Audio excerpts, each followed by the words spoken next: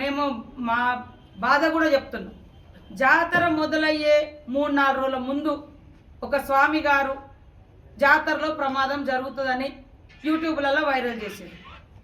అంటే మేము అది ప్రెస్కు పెట్టలే, మేము ఘనంగా నిర్వహిస్తున్నామని కూడా చెప్పుకోలే.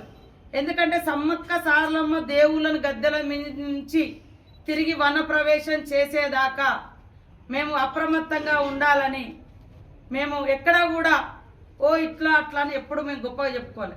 ఎందుకంటే ఆ స్వామి గారు ఇది చెప్పిర్రు.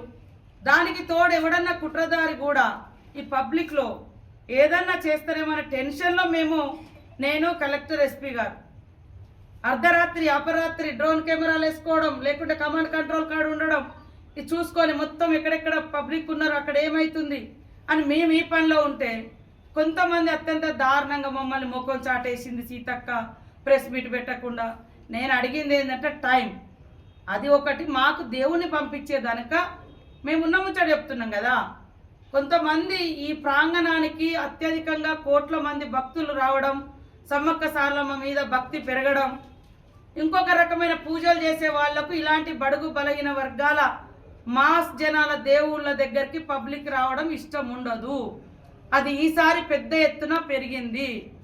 దాన్ని అంటే పబ్లిక్ని తగ్గించాలని ఒకవేళ నిజంగా ఆ స్వాములకు లేదా ఎవరైనా అనుభవజ్ఞులకు మీకు ఆ సెన్స్ ఉన్నప్పుడు, అంటే మీరు నిజంగా సిన్సియర్గా మీకు ఆ ఫీలింగ్ ఉన్నప్పుడు మాలాంటి వాళ్ళని పిలిచో, మా కలెక్టర్ గారినో ఎస్పీ గారినో పిలిచి, లేదా మా ముఖ్యమంత్రి గారికో ఎవరికో, అయ్యా నేను ఒక వాస్తు చెప్పే వాళ్ళము లేదా జ్యోతిషాలని చెప్పే వాళ్ళము, మీరు జాతర ఘనంగా చేస్తున్నారు కానీ ఏదన్నా అవుతుందేమో నాకు ఇట్లా నా బుర్ర ఇట్లా చెప్తుంది అని మాలాంటి వాళ్ళకి ఇంటర్నల్గా చెప్పాలి.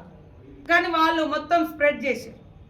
ఆ స్ప్రెడ్ అయిన దాన్ని ఎవడైనా నేనంటే పడని వాళ్ళు ఉండొచ్చు, నా ప్రభుత్వం అంటే పడని వాళ్ళు ఉండొచ్చు, లేకుంటే దేవుడి యొక్క ప్రతిష్ట పెరగడం ఒక వర్గాలు కొంతమంది కొంత దేవుళ్ళకు భక్తులు ఉంటారు, తప్పులేదు. ఇక్కడ ఈ జనాన్ని తగ్గించాలని కావచ్చు, ఎవడైనా ఏమన్నా చేస్తాడేమో అనే టెన్షన్లో కూడా మేము ఉండి కొద్దిగా దేవుని పంపించేంత వరకు ఆగాలని ఆగినాం. దేవుడు తిరిగి వనప్రవేశం అనేది అయితేనే మనం సక్సెస్ అయినట్టుగా అనుకోను. దాన్ని కొన్ని మీడియా సోదరులు ముఖం చాటేసి, ఎందుకు ముఖం చాటేస్తారా, నేనేం తప్పు చేసినా? మనస వాచ కర్మేణ చిత్తశుద్ధితో ఇది నా అస్తిత్వం, మా అస్తిత్వం, మన ప్రాంతం, మన దైవాలు, ఇది ఒక ఆదివాసీ వాళ్ళు బిడ్డలే కానీ అందరి దైవం కాబట్టే ఎన్ని కోట్ల మంది వస్తున్నారు, అందరూ ఓన్ చేసుకుంటున్నారు. వివిధ ప్రాంతాల నుంచి గిరిజనేతర ఇతరమైన మతస్థులు అందరూ వచ్చి దర్శనం చేసుకుంటున్నారు. కాబట్టి మేము అన్ని రకాలుగా సక్సెస్ఫుల్గా చేసినాము. ఇప్పుడు నిల్చున్న కానీ నీళ్ళు అంటే ఆడలేదు. ఇప్పుడు కొంతమంది టాయిలెట్స్ అంటున్నారు, మాకు అది అర్థమవుతుంది. కాకపోతే చైన్లల్లా అక్కడక్కడ కట్టేయగలుగుతాం. కొంతమంది గుడిలో అంటున్నారు, గుడిలో లక్షల మంది భక్తులు వచ్చినప్పుడు గుడిలో మెయింటెనెన్స్ అనేది కష్టంగా ఉంటుంది. కాబట్టి ఇది అర్థం చేసుకోవాలి విఐపీలు కూడా. విఐపీ అంటే 1, 2, 3 వెహికల్స్. ఇవాళ 30-40 వెహికల్స్ పెట్టుకొని వస్తే వచ్చిన వాళ్ళకి ప్రాబ్లం, మెయింటైన్ చేసిన వాళ్ళకి ప్రాబ్లం. నేను ఇప్పటిదాకా రాత్రి నుంచి ఆ విజువల్స్ అవి కొన్ని గమనించిన దాంట్లో ఆ వెహికల్స్ ఇటు పంపించడం ఒకటి, ఆ 2 బస్సులు ఫెయిల్ అవ్వడం ఒకటి.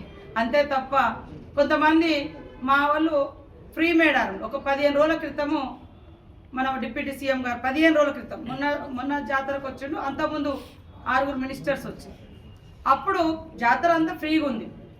మా కార్లు అప్పుడు 6 మినిస్టర్ల కార్లు పోతుంటే వాటిని కూడా ఎప్పుడు 20 రోజుల క్రితం వచ్చిన 15-20 రోజుల క్రితం వాళ్ళ కార్లలో తిరిగిరు, వాళ్ళు ఇట్లా తిరిగి. ఇంత నీచంగా మాట్లాడడం అవసరమా?